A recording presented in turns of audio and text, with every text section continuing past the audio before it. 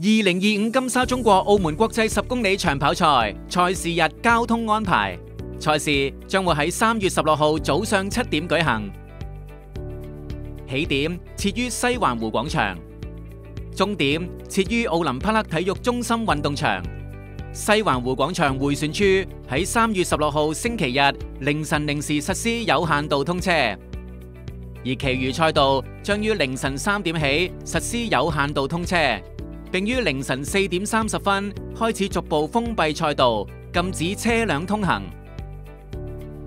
期間，由於西環大橋氹仔往澳門方向將會用作比賽路段，市民可以使用友誼大橋或澳門大橋由氹仔前往澳門半島。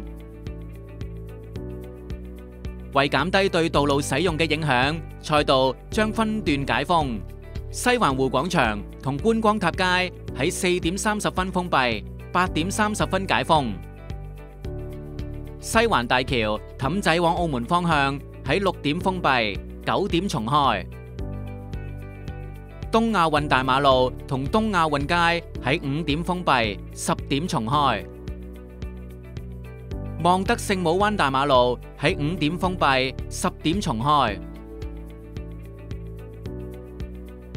路氹連貫公路原營地同路氹連貫公路喺6點封閉，10點重開。新城大馬路往望德聖母灣大馬路車道喺5點封閉，10點重開。新城大馬路與望德聖母灣大馬路交界路口喺6點封閉，10點重開。奧林匹克游泳館原營地喺5點封閉，10點重開。望德聖母灣大馬路近奧林匹克游泳館一邊喺5點封閉，11點重開。賽道餘下路段將於比賽完結後陸續解封。組委會呼籲市民留意相關臨時改道措施同及早安排出行路線，並留意現場改道指示牌以及聽從現場交通警員嘅指示。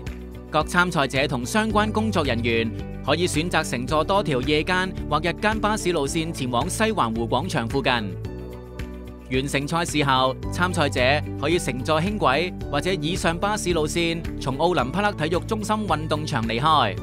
詳情可瀏覽賽事官方網頁 www.macau10k.com。多謝各位。